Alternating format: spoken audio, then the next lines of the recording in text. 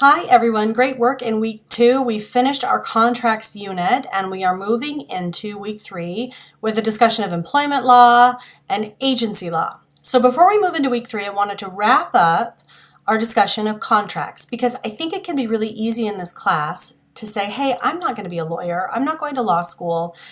How does this even apply to my life, to my career, to me? Let me tell you a story. So I had a cousin who called me a couple years ago, and he had been an intern at a chiropractic office. He'd gone through chiropractic training at school, taken all the tests. He was doing his unpaid internship, okay, that's critical, unpaid, and he signed some paperwork as part of the internship. And then he decided, hey, I don't really want to work for this practice. I want to go on and start my own business, which a lot of you have expressed interest in doing. You want to start your own business, you want to do your own thing. So he was doing that.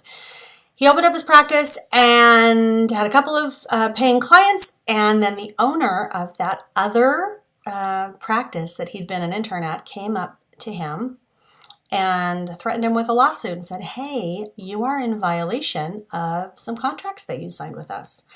And he went back, and sure enough, he'd signed what's called a non-compete agreement.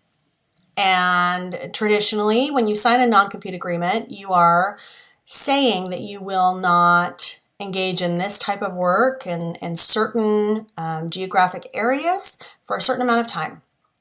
Because in theory, you're learning proprietary skills and approaches with your employer that then they don't want to lose business to you immediately after you leave them.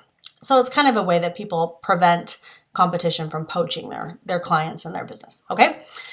So this cousin said, hey, Lexi, can you take a look at this? And I said, sure, send over the agreement. Let me know when it's coming. And sure enough, I start reading it, and I just started to laugh with him over the phone because this non-compete agreement that he'd signed prevented him, in theory, from ever being a chiropractor in, I think it was like 15 states for, 20 years.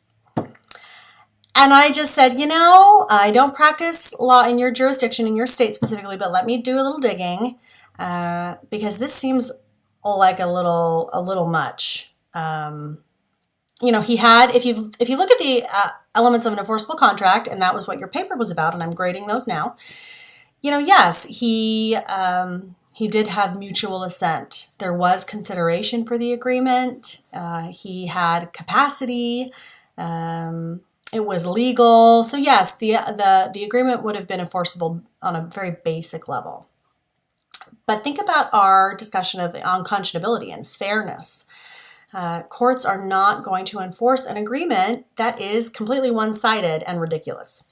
And so I called him back and I said, listen, the Senate in your state just passed a bill to require non-compete agreements to be limited, right? Not indefinite in duration or in scope. The legislature in your state is cracking down on these, and so there's no way that a court would uphold this agreement made with an unpaid intern who has no idea what they're doing, right? Limiting you from practicing for essentially the rest of your adult life in any state that's around you. And so he went about his business, my cousin did, and he got a couple more boisterous threats from this business owner. But I said, listen, yes, we're rolling the dice, but we understand reasonableness. We understand unconscionability. We know what a court likely will and won't do. So you can feel safe, okay? And so far, there's been no lawsuit. It helps that my cousin can say that he has a lawyer on retainer, because that's me, right? And I said, you'll always have free legal help if it does come to that, so don't even worry. This other guy, he doesn't have free lawyers helping him. The moral of the story is my cousin can feel safe in his business venture because he knows the basics of the law. And he has someone who knows more than the basics. And that's you, okay? You can feel confident in your business decisions. You can feel confident when you have a client or an employer or a supplier or a customer who comes at you and says, I'm going to sue you. And you can sort of say, hey, wait a minute, I don't think you are. So that's contracts. That's why it's good that we talk about them. They're everywhere. And like I said, I'm excited to grade your papers, and you will be getting some video feedback from me because this is our first written assignment. And so I want to make sure you feel like you're on the right track for our final paper that's coming down the pipeline. Now let's talk about week 3. I love week 3. Week 3 is maybe my favorite week. And I say this probably about every week, but we are talking about employment law. Okay, we're talking about the law that governs whether or not you are considered to be an employee or an independent contractor. We're talking about the laws that allow a business owner to be sued for the actions of her employee. Okay, that's called an agent-principal relationship. When you think about how people spearhead lawsuits against big companies, usually it's a little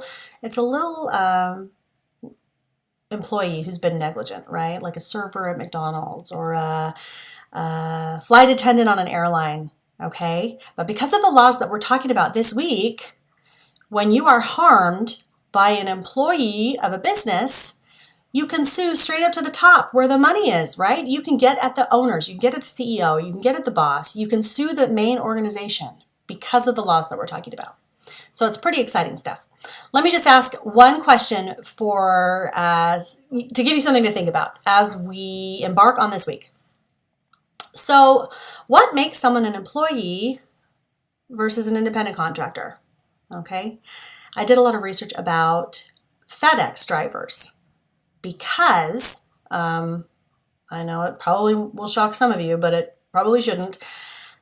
Bosses don't want to have employees. They've got to pay more taxes. They've got to provide benefits. They have to participate in state workers' comp programs and insurance. They don't want to deal with that. It's expensive. It's time consuming. So they'd much rather have a whole horde of independent contractors working with them, right? Who just kind of come for a very discrete project, who do their own thing, and then once it's done, they're paid and they leave. But the workers would rather be classified as employees. We want to get benefits. We want to be entitled to Social Security, right? All those things. And so you've got FedEx drivers who wear uniforms, right? Who drive FedEx trucks. Granted, those are not owned by the company, but they're owned by the driver typically, or a consortium of drivers. And they're working all day for these bosses, right? It's not like a discrete little project. They're driving all day under a contract. So when you think about it, do you think that these drivers are independent contractors or should they be classified as employees? Okay, this is a very expensive debate. Very, very expensive, still ongoing. So think that over as we talk about these laws. Now, I'm excited to see your discussion board posts. Let's keep thinking about how this stuff actually impacts our real lives. That's what's going to make our discussion boards really interesting. It's going to keep things moving. There's going to be a lot more critical thinking going on and a lot less assuming or a lot fewer trite responses, okay? Because this isn't fun unless we invest, and I know a lot of you are working very, very hard, and I can tell. As always, please contact me with any questions, concerns, thoughts, and I will be lurking in our discussion board posts, making sure that I can clarify misperceptions as needed and offer advice and wisdom. So stay tuned for this week. I look forward to it, and we will see you soon. Thanks.